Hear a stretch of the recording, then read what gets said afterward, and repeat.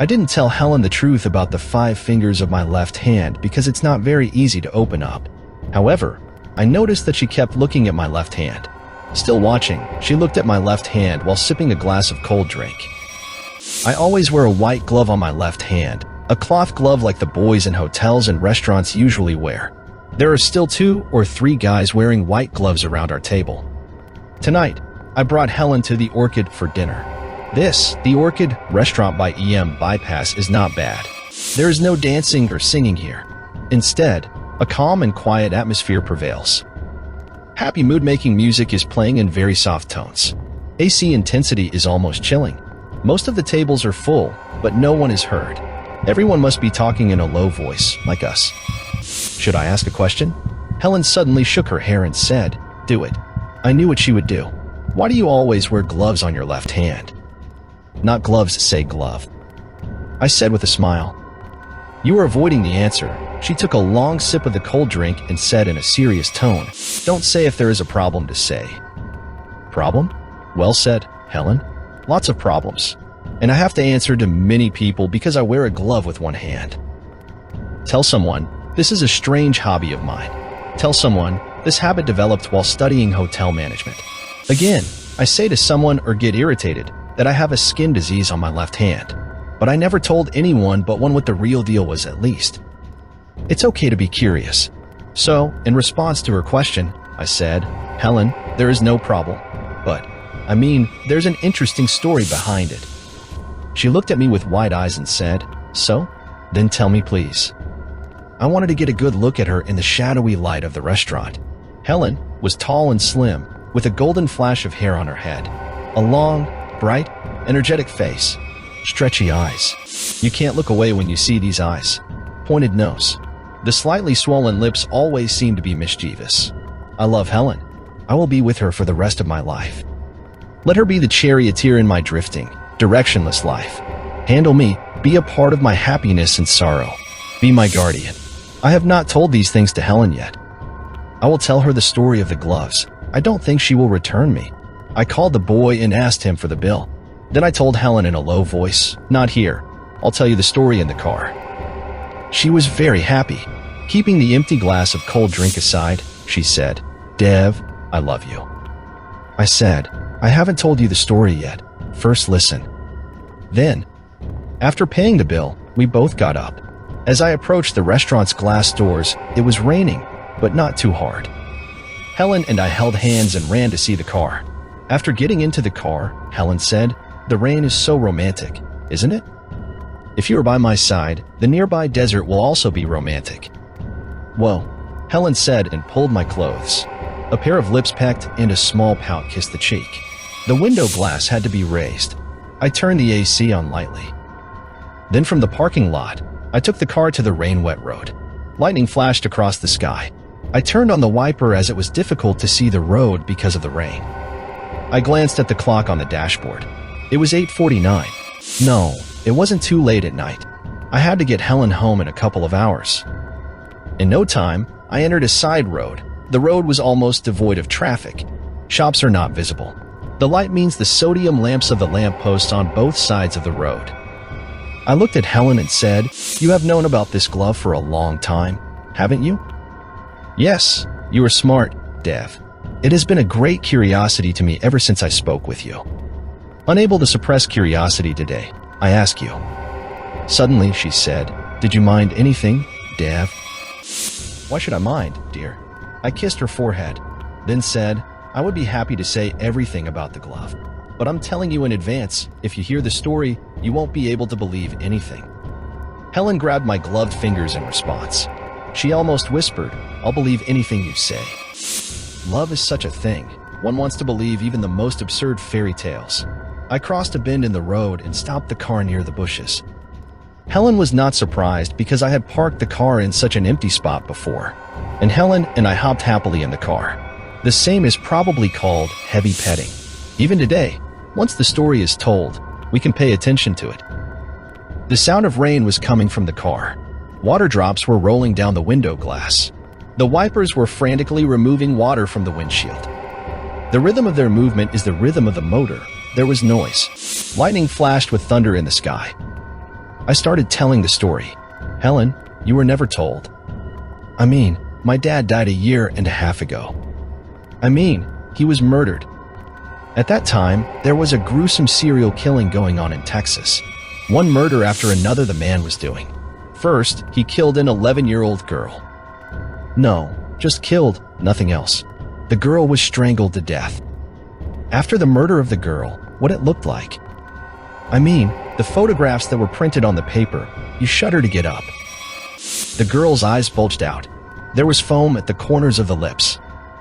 And the tongue was sticking out like a goat's tongue. The girl's before and after death photos were printed side by side in the paper. It looked like a godchild and a ghost. The killer's hand had changed her like that. The reports of this murder appeared in the papers day after day. I read that the killer strangled the girl so hard that the thyroid bone and cartilage were broken. Here's that. In the throat. Here. I mean, Adam's apple says. No, you have no reason to be alarmed. I said that the matter is more than 3 years old. Something fibrous was found inside the girl's fingernails. They are old dry skin flakes like hand gloves. No fingerprints were found. Police could not get anything after investigating. The girl's killer couldn't be caught. After the second murder, the police again started their actions. This time, a middle-aged man was killed. The killing style is the same. Murder by strangulation. This time too, skin fibers were found under the victim's fingernails. That is, those gloves. Just like the first time, no motive for the murder was found, this time too. All in all, the police became stupid. The killer remained hidden from everyone's eyes. After the third murder, the police realized that it was a serial killing. The news channels and newspapers named it Glove Killer. The search for the killer continued throughout the city. Everyone joined forces and started looking for the gloved man. You can understand, in this hot weather of Texas, leather gloves are not useful to wear. So finding a glove wearer is pretty easy, but no such person was found. Meanwhile, the murders continued. Number 3 followed by number 4, number 4 followed by number 5, then number 6. And after number 6, number 7 is my dad.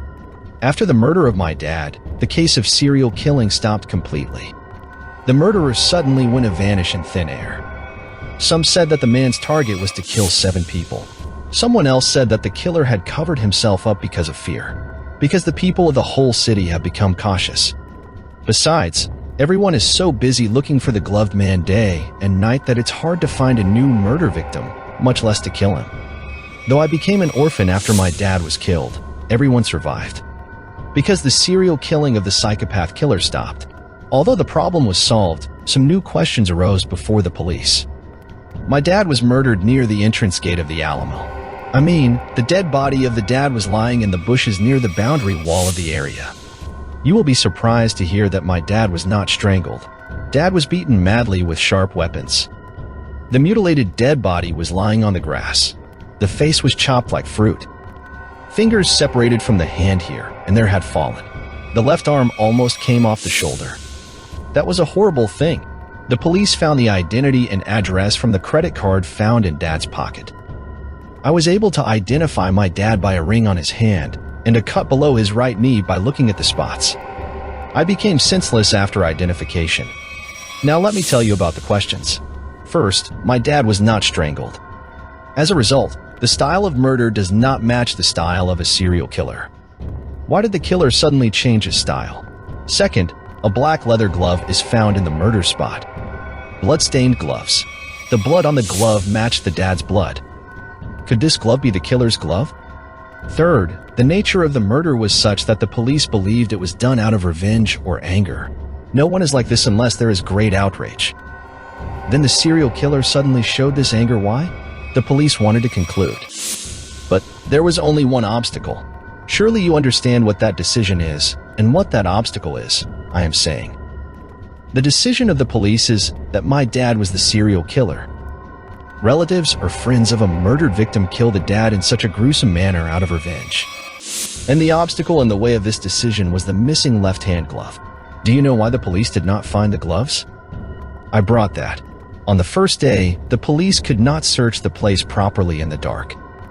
Maybe during the scuffle between Dad the murderer and murderers, the glove fell into a bush far away, so they didn't see it. On the day after the murder, the detectives brought people and searched the place, but it was not found. Because that morning I found the glove and took that, carefully avoiding the eyes of the constables on duty.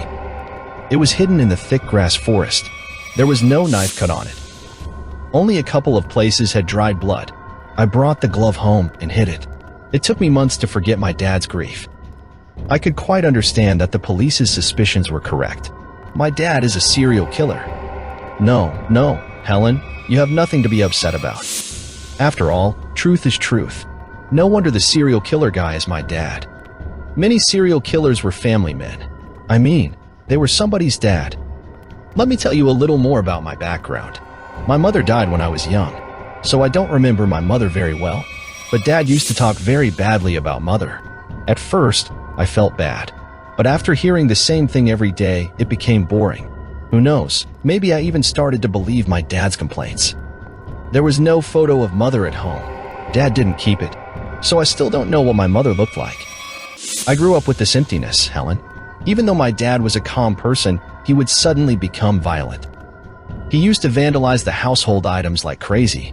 He used to shout and abuse my dead mother. Dad had a briefcase.